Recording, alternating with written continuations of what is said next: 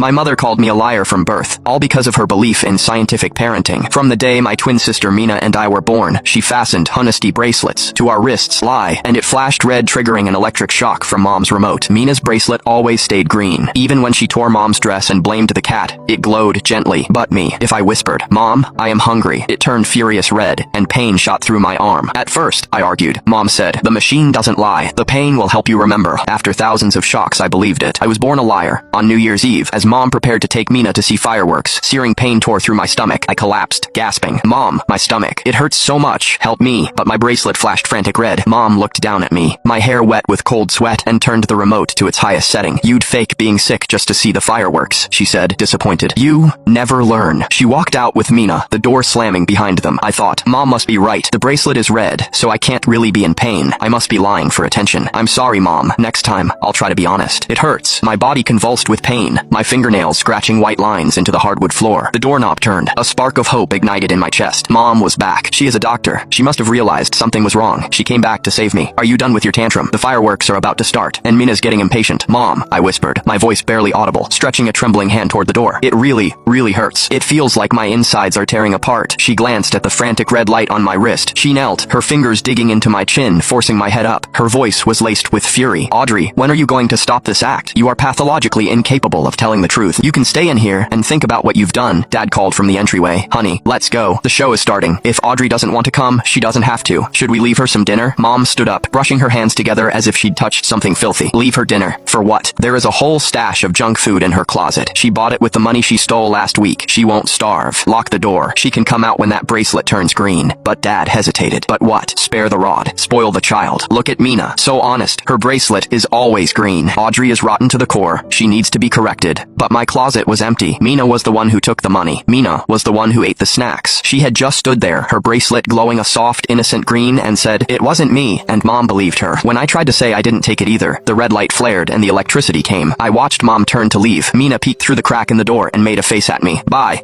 Audrey, we're off to see the pretty fireworks." Her bracelet, a steady, verdant green. It was beautiful. Thump. The door slammed shut. I heard the deadbolt slide into place. The house fell silent. It was just me and the saw blade working its way through my gut. It hurt so much. But Mom was right. The machine doesn't lie. The bracelet is red, so I must be lying. I am not in pain. I am really, truly not in pain. Tears streamed down my face as I tried to hypnotize myself. I don't know how long passed, but the pain actually seemed to fade. With the last ounce of my strength, I crawled toward my desk. I had to write an apology. That was the rule. Whenever the red light came on, I had to write, "I am a liar" 500 times. If I finished, maybe Mom would forgive me. Maybe she'd take me to the hospital. My hand shook as I opened the crumpled, worn-out notebook. It was already filled, page after page, with my previous apologies. Usually I wrote, "I am sorry. I was wrong. I won't lie anymore." But this time, I wanted to write the truth. My vision blurred. Crying, I used the last of my energy to scrawl, "Mom, I really do love you. It hurts so much. Why won't you just believe me? Please, Mom, just believe me this one time." As I finished the last word, the agony in my stomach suddenly vanished. In its place was a lightness I'd never felt before. My body felt weightless. I was floating. I looked down and saw myself slumped over the desk, one arm hanging limply in the air, motionless. The bracelet on my wrist was still flashing a frantic, desperate red. So, I was dead, but I still hadn't learned how to be an honest girl. "I am sorry, Mom." I was awakened by the sound of laughter. It was Mom, Dad, and Mina. The fireworks were beautiful tonight, especially that one shaped like a smiley face, just as cute as my Mina. Mom's voice held a tenderness I had never heard directed at me. I floated in midair, watching as the front door opened. Even as a spirit, my first instinct was to drift toward them, to help them with their slippers as I always did. It was a survival instinct, a deeply ingrained need to please. "Mom." I opened my arms, wanting to hug the woman who brought the winter chill in with her. "I am not in pain anymore. I'll be good from now on. Please don't be mad." But my hands passed right through her body, like smoke. Mom shivered, frowning. "Why is it so chilly in here? Is the heat off?" I froze, staring at my translucent hands. Right, I was dead. The dead can't hug the living. "We should probably check on Audrey," Dad mentioned casually. "She didn't come out for dinner. I hope she is not too hungry." My dad, he still cared. I looked at Mom expectantly. If she found out I was dead, would she be sad? Would she feel any regret? Mom just scoffed, slipping on her house shoes and striding toward my room. "Let her starve. It is what she deserves. That nasty habit of faking sickness for attention. It is because we've been too soft on her." She shoved my door open. She didn't turn on the light. In the dim glow from the living room, she could see me, slumped over the desk, motionless, as if I were asleep. "Well, look at you," Mom said, crossing her arms, her voice dripping with sarcasm. "You think if you pretend to be pitiful, I'll carry you to bed? You are 10 years old, Audrey, not 5. I floated beside my own body, screaming silently. "Mom, I am not pretending. I am dead. Just look at me. Touch me. My body is cold." But she couldn't hear me. She only believed what she could see. Mina squeezed past her, holding up her wrist triumphantly. Audrey is a lazybones. See, my bracelet is green and hers is still red. She is even lying in her dreams. Mom stroked Mina's hair. That is because you are my good girl. Don't pay any attention to the liar. Let her sleep it off. She can stay there all night for all I care. Dad peeked in from behind her. Maybe we should put her to bed. It is cold tonight. Put her to bed, Mom snapped. Absolutely not. Kids today are spoiled rotten. The parenting experts say you have to use the cold shoulder method in these situations. She has to realize her own mistake. Look at that red light. It means her psychological state is still extremely defiant. She hasn't reflected on her actions at all. That is enough. Let's go to bed. We have to go to your grandma's tomorrow for New Year's Day. Mom turned on her heel, pulling the door closed behind her. Click. The lock engaged. I floated beside my corpse, watching that single point of crimson light in the darkness. The despair in my soul was colder than death itself. Mom, if you had just taken one more step, if you had just touched my hand, you would have known I was already cold. But you didn't. You only trust that cold machine, not the daughter you carried for 9 months. Late that night, a mouse scurried out from my empty closet. I used to be terrified of mice. I would scream every time I saw one. But now, I could only float at the ceiling, watching as it scurried brazenly across my corpse. Go away, I tried to say, but no sound came out. The mouse gnawed at my toe, drawing a single bead of purplish black blood. I couldn't feel it anymore. That was nice. Finally, no more pain. I whispered to the pathetic shell below me. Don't be scared. You can't feel a thing anymore. It'll all be over soon. The next